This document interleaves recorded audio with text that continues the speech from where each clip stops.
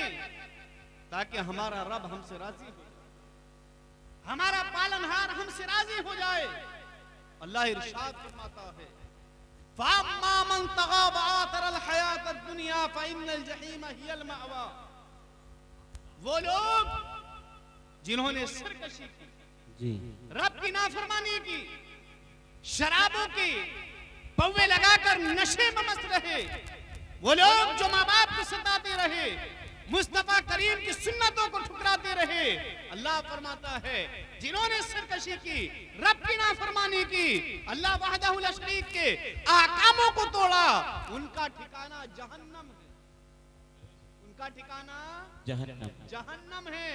और फरमाया व अम्मा मन खाफ मकाम रब्बिही व नहा नफ्स अनिल हवा। और वो लोग जिन्होंने अल्लाह के अहकाम पर अमल किया और कयामत के रोज अल्लाह के हुजूर खड़े होने से डरे, अल्लाह की फरमा बरदारी में जिंदगी गुजारी, उनका ठिकाना जन्नत। सुभान अल्लाह। वो लोग जो रब के हुजूर खड़े होने से डरे कि अल्लाह के हुजूर हमें खड़े होकर हिसाब देना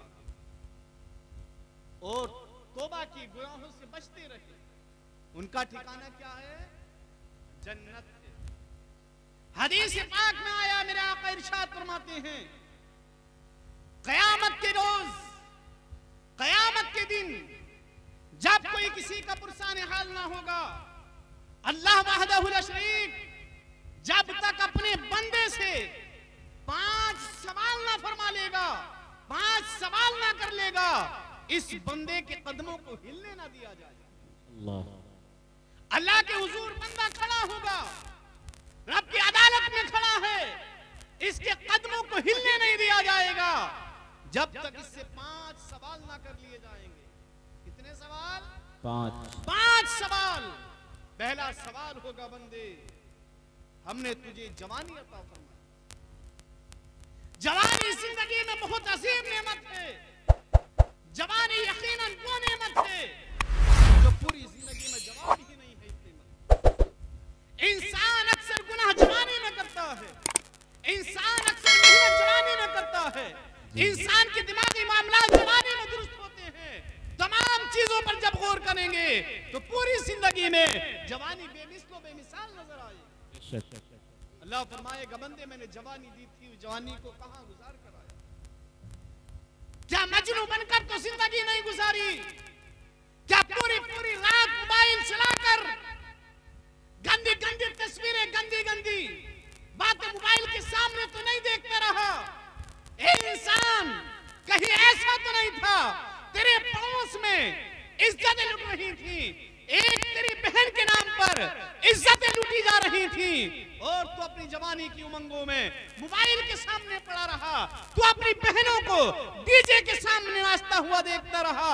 इसके ताल्लुक से पूछा जाएगा, हमने जवानी दी थी, अपनी भी हिफाजत करना, अपनी बहनों की भी हिफाजत करना, पड़ोसियों की भी हिफाजत करना। कोई किसी पर जुल्म कर रहा हो उसके साथ भी अत्याचार मत होने देना। इंसान हमने जवानी से नवाजा था, उस जवानी को कहां और कैसे खर्च करके आया? इस जवानी के ताल्लुक से पूछा जाएगा, तूने जवानी कैसे? दूसरा सवाल जिंदगी के ताल्लुक से, मैंने तुझे जिंदगी अता फरमाई थी, इस जिंदगी को कहां तूने खर्च किया? एक सवाल इस माल के ताल्लुक से होगा, जिस माल को हम हराम और हलाल की तमीज किए बगैर कमाते। के बंदे मैंने माल से नवाजा, तुझे माल अता फरमाया, तूने उस माल को कहां से कमाया और कैसे खर्च किया? आज हम फजूल खर्ची में न जाने कितना माल खर्च कर देते हैं, कितना माल बर्बाद कर देते हैं और भूले बैठे हैं इसका हिसाब नहीं देना है, इसका हमें हिसाब पेश नहीं करना है। यूं ही खर्च कर दिया तो बात खत्म हो जाएगी। याद रखना, एक एक पैसा जैसे जैसे कमाया जा रहा है, जहां जहां खर्च किया जा रहा है, इस पैसे के ताल्लुक से खर्च होगा, इस पैसे के ताल्लुक से सवाल होगा, इस पैसे के ताल्लुक से पूछा जाएगा। उलमा इकराम के नाम पर खर्च किया, मस्जिदों के नाम पर खर्च किया, मदरसों के नाम पर खर्च किया और तालिब इल्मों के नाम पर खर्च किया, गरीब बच्चों के नाम नाम पर खर्च किया, बेवाओं के नाम पर खर्च किया, या तूने अपनी नफसानी ख्वाहिशात की बुनियाद पर उस पैसे को खर्च किया? इस ताल्लुक से पूछा जाए। गरीब बच्चे तेरे पड़ोस में सिसकियां लेकर रोते रहे भूख की बुनियाद पर, उनके जिस्मों के ऊपर अच्छे लिबास तक मैसर नहीं थे। पड़ोस में बेवा औरतें खुदा की कसम तरसती रही अच्छी ग़िज़ाओं के लिए, अच्छे खानों के लिए। हे इंसान, क्या तूने उनका ख्याल नहीं किया? अपनी कोठियां बनाकर आराम की नींद सोने वाले, बेहतरीन कई कई हजार लिबास, कई हजार रुपए के लिबास पहनने वाले, 20-20, 30-30 हजार के जूते पहनकर लोगों को दिखाने वाले, कान खोलकर सुन ले, इसके ताल्लुक से सवाल होगा, तूने माल को कहां से कमाया और कैसे खर्च किया? बेशक इन लोगों के ताल्लुक से पूछा जाएगा जिनका तेरी माल में हिस्सा रखा। इसे ज़कात कहा जाता है। जी। गरीब लोग, कमजोर लोग हमारे दरों के सामने पहुंचे, तेरे दर के सामने आए तो भीख देते हुए भी आंखें दिखाया करता था। खुदा की कसम, ये दुनिया है, एक न एक दिन खत्म हो जाने वाली है। पूछा जाएगा माल के ताल्लुक से, जिंदगी के ताल्लुक से सवाल होगा, इस औलाद के ताल्लुक से पूछा जाएगा कहां से माल कमाकर इस औलाद को खिलाया, कैसी इस औलाद की परवरिश की। इस औलाद के ताल्लुक से सवाल होगा, इसको सीधे रास्ते पर चलाया या अल्लाह और उसके रसूल का जो रास्ता नहीं था उस रास्ते पर चलाया। अपने अमाल भी हमें भुगतने पड़ेंगे, अपने अमालों की सजा भी हमें दी जाएगी, और औलाद अगर हमारी बिगड़ गई है तो इसका वबाल भी हमारे सर पर रखा जाएगा। इसलिए अक्सर औलाद माँ और बाप की कमी से बिगड़ती है।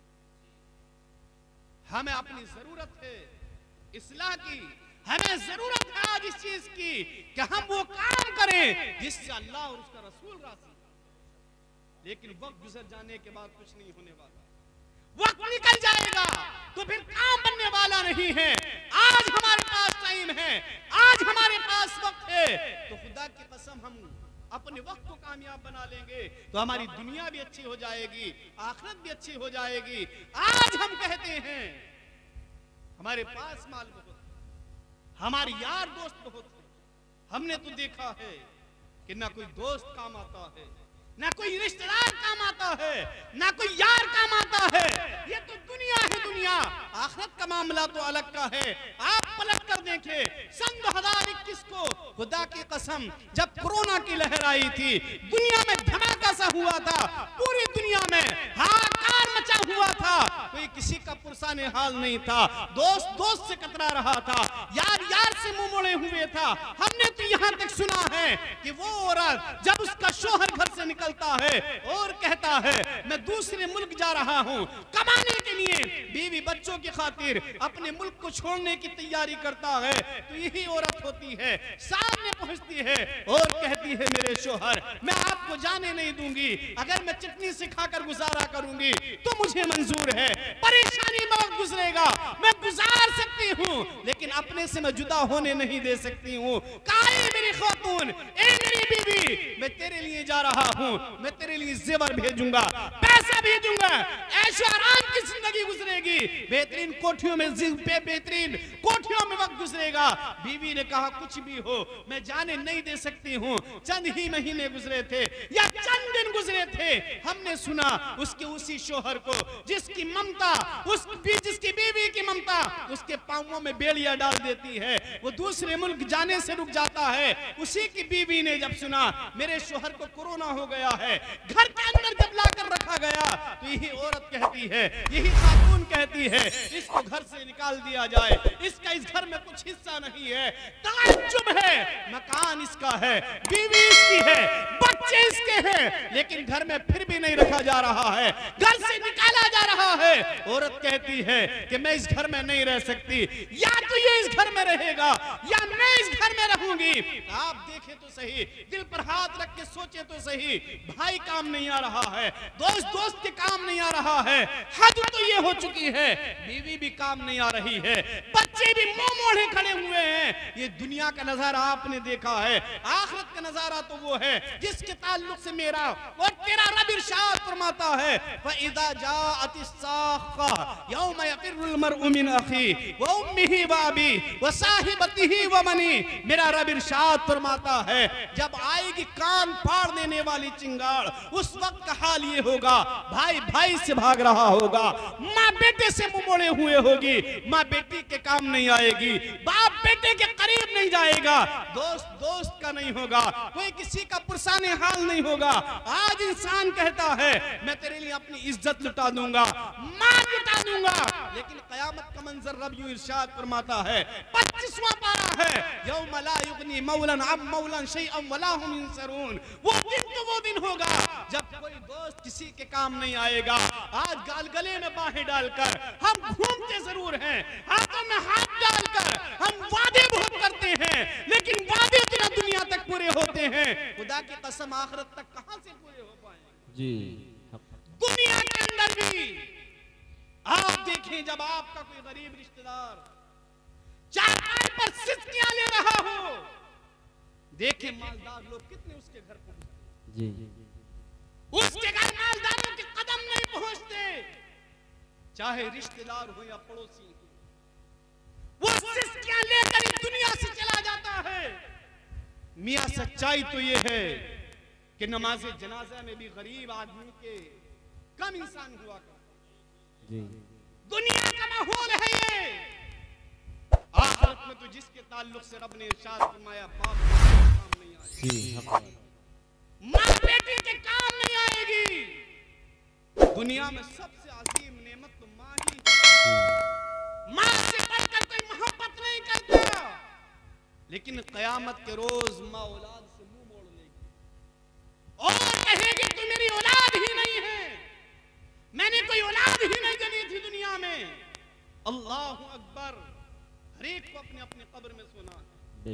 रब का इरशाद है, वअम्मा मन ऊतिया किताबहू बियमीनी फअम्मा मन ऊतिया किताबहू बियमीनी। अल्लाह इरशाद फरमाता है, जब दिया जाएगा नामा अमाल सीधे हाथ में, फयक़ूलु हा उक़रऊ किताबिया इन्नी ज़ननतु अन्नी मुलाक़िन हिसाबिया। ये खुशी खुशी अपने घर वालों की तरफ दौड़ेगा और कहेगा मेरा नामा अमाल पढ़ लो, मुझे यकीन था कि मेरा रब मुझसे आसान हिसाब लेगा, मुझे यकीन था मेरा नामा अमाल सीधे ही हाथ में दिया जाएगा। इसका माना और मफ़हूम ये है अगली आयत, वअम्मा मन ऊतिया किताबहू बिशिमालिही फयक़ूलु या लैतनी लम ऊता किताबिया वलम अद्री मा हिसाबिया। जिसके नामा अमाल बाएं हाथ में दिया जाएगा, वो कहेगा हाय मुझे किसने कब्र से उठा दिया, हाय मेरा किस्सा ही तमाम कर दिया जाता, मेरी मौत ही मेरा किस्सा चुका देती। और ये नामा अमाल जब उसके बाएं हाथ में होगा तो अफसोस कर रहा होगा और कहेगा मा अगना अन्नी मालिया हलक अन्नी सुल्तानी। मेरा सारा जोर जाता रहा, मेरा माल मेरे काम नहीं आया। मैं कहता हूं ना माल काम आएगा ना औलाद काम आएगी, इसलिए कि अल्लाह का फरमान है कुरान में, कोई किसी के काम नहीं आएगा। अगर काम आने वाली चीज है तो बेशक वो हमारे आमाल है, वो हमारी नेकियां हैं, वो हमारी अच्छाइयां हैं, जो दुनिया में भी और आखिरत में भी हमारे काम आएंगे। मेरे आका ने इरशाद फरमाया कि लोगों तुम 6 चीजों की जिम्मेदारी मुझे दे दो। कितनी चीजों की? 6 चीजों की जामिन तुम बन जाओ, जन्नत की गारंटी मैं लेता हूं। सुभान अल्लाह, बोलिए सुभान अल्लाह। 6 चीजों की जिम्मेदारी तुम मुझे दे दो, जन्नत की गारंटी मैं लेता हूं, अल्लाह तुम्हारा दाखिला जन्नत में फरमा। कहा जब बोलो तो सच बोलो, हम गिरेबानों में झांक कर देखें हमारे अमल क्या। बोलो तो सच बोलो, जब किसी से वादा करो तो उसको पूरा करो। सौंपे तुम्हारे पास तो उस अमानत में खयानत ना करो। और फरमाया गया अपनी शर्मगाहों की हिफाजत करो, अपनी निगाहों को नीचे रखो, अपने हाथ को बुराइयों से रोके रखो। ये मेरे आका का फरमान है। नबी पाक ने जो फरमा दिया वो सच है, उसमें तब्दीली और झूठ नहीं हो सकता। कुरान अज़ीम में जो रब ने फरमा दिया वो सच है। मेरा रब अल्लाह वाहदहु शरीक से सच्चा फरमान किसी का हो ही नहीं सकता है। तभी तो किसी कहने वाले ने कहा था, है कौल नबी कौल खुदा, फरमान न बदला जाएगा। बेशक जी बात है कौल नबी, अरे कौल खुदा, फरमान न बदला जाएगा। बदलेगा जमाना लाख मगर, बदलेगा जमाना अरे लाख मगर, कुरान न बदला जाएगा। मेरे और आपके नबी ने इरशाद फरमाया कि लोगों 6 चीजों की जिम्मेदारी तुम मुझे दे, मैं जन्नत की गारंटी देता हूँ। वहदहु ला शरीक, तुम्हें जन्नत अता फरमाऊंगा। गौर से सुने, मैं आखिरी बातों की तरफ चल रहा हूँ। अब हमें जरूरत है अपने अमल अच्छा करने। एक दिन हम सब के साथ वो वक्त आने वाला है जब हमारी रूह निकल जाए, हम बेजान चारपाई पर पड़े होंगे, हमारे मुंह से जबड़े से लेकर सर की तरफ कपड़ा बांध दिया जाएगा, पांवों के अंगूठे को बांध दिया जाएगा ताकि पिंडली पर पिंडली न चढ़े, टांगे टेढ़ी ना हो जाए। और हमें गुस्ल देने वाला गुस्ल दे रहा होगा जिस पहलू लिटाए हम बोल नहीं सकते। हम सुन रहे होंगे लोग आपस में क्या तस्करे कर रहे हैं। गुस्ल देने के बाद बेसिले कफन में हमें लपेट दिया जाएगा।